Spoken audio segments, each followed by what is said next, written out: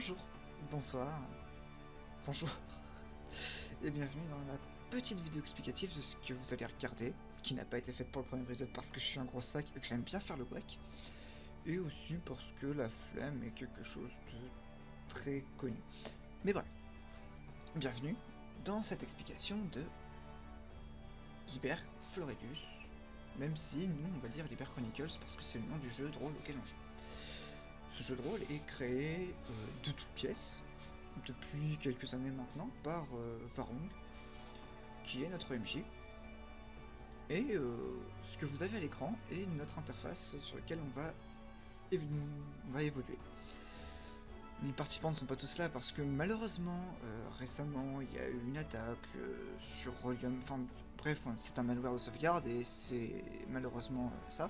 Mais il y a deux personnages que vous retrouverez dans l'aventure qui sont présents à votre gauche, à savoir Richard de Troyes et Béatrice Fordola. Béatrice Fordola est un personnage de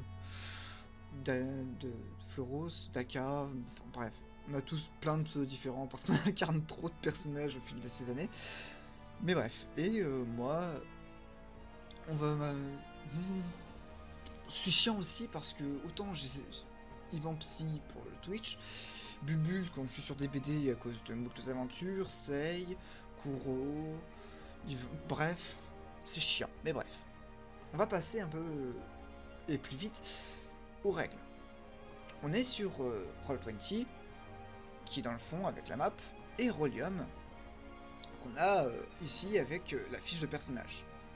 Cette fiche est optimisée de façon à ce que lorsqu'on rentre les dés, sur base 100 toujours, le dé s'affiche ici, et on a sur Rolium l'effet 3D. Avec le petit message. Le turn order est exécuté extrêmement simplement, avec ça, qui indique à qui c'est au tour lorsque l'MJ décide. Et on a aussi le principe des postures, comme très souvent abordé dans l'aventure, avec offensif, défensif et focus, représenté par ces icônes. Là c'est le focus, là c'est le défensif, et si je fais ça, pour le régler, on a l'offensif, qui est indiqué par la petite épée croisée. Malheureusement, tout n'est pas si beau, non, voilà. Mais bref, on a toute la phase qui est inventaire, toute la phase des armes.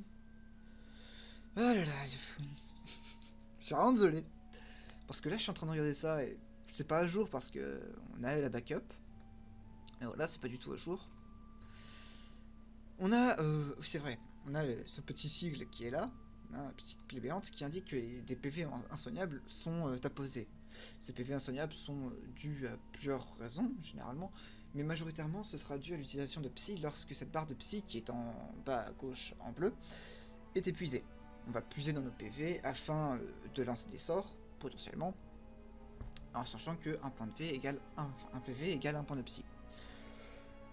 Ensuite, parce que l'UBI de notre MJ, ou parce que ça fait aussi plusieurs années qu'il bosse dessus, après quelques épisodes, on va passer sur une deuxième plateforme qui s'appelle Arietes, qu'il développe lui-même, et là aussi, on a la fiche de personnage qui est ici, avec les stats, physiques, mentales et sociales, et les sous-catégories, que j'ai décidé d'aborder maintenant parce que je suis un gros sac, qui sont force, agilité,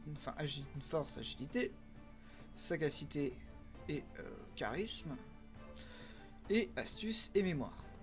Ces sous-catégories sont utilisées pour des actions plus complexes, par exemple lors de chute, ce qui arrive souvent à Béatrice, étonnamment. Elle va essayer de se réceptionner en faisant une roulade, d'amortir sa chute en utilisant son agilité, pas sa force, hein, évidemment. Mais c'est pas basé totalement sur le physique, parce que là on entre sur une catégorie plus spécifique. Ensuite on a les sous-catégories de capacité, qui vont se rajouter à nos stats globales. Par exemple, arme de corps à corps, donc l'épée, la dague pour Béatrice, l'assassinat car c'est dans ça qu'elle est spécialisée, le crochetage lorsque c'est demandé, et ennemi juré, là c'est un peu plus spécifique, parce qu'on est dans les catégories de... Enfin, c'est une catégorie où c'est N, donc démon, le clan qu'elle a, le culte du vaudou, tout ce qui est expliqué lors de la présentation des personnages qu'on fait, qui est abordé. Ensuite on a la maîtrise des sorts qui va augmenter le mental, mais bref. On a tout ça. Ensuite, on a la liste des sorts, juste en dessous. où je vais laisser un petit moment pour laisser le temps de lire, lorsque le sort sera utilisé, qui montre qui est le nom du sort, les psys qu'il coûte et ce qu'il fait. Généralement, on explicite aussi en vocal, donc vous n'avez pas besoin d'être devant votre écran pour voir ce qui se passe. Très pratique. Mais voilà. Généralement, voilà, on a Ombre de Kali, qui est un sort qui est offert à la magie de l'ombre, qui est celle de Béatrice, qui lui permet de devenir intangible, de devenir une ombre, afin de se déplacer. Mais voilà. Elle ne peut se déplacer qu'à l'ombre.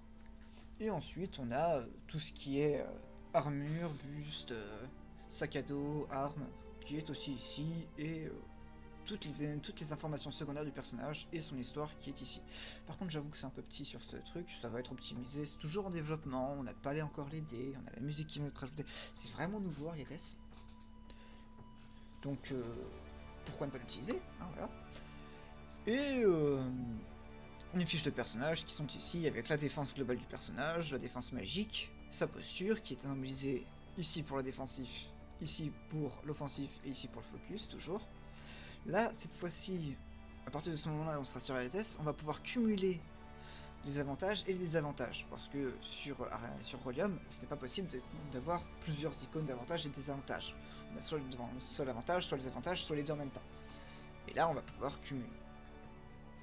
Et ensuite, on a les effets plus développés des personnages, furtivité, enfin, infirme, en état critique, inconscient, empoisonné, malade, bref, on a tout ce qu'il faut à côté. Ça c'est bien. Bon, je pense que j'ai explicité globalement tout ce que je voulais expliciter, à part, retrouvez-nous tous les premiers et derniers vendredis de chaque mois sur ma chaîne Twitch, à 21h. Parce que voilà, 21h c'est une bonne date, une bonne heure, et que généralement c'est à cette heure-ci qu'on commence, s'il n'y a pas de retard, si on n'est pas des gros sacs, si on n'a pas la flemme, s'il n'y a pas de problème, ce qui n'arrive jamais. Je crois qu'on n'a jamais commencé le scénario avant 21h. Ni à 21h. Mais voilà.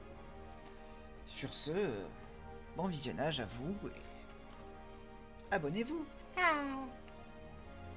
Je viens de me détester pour ce que je viens de faire.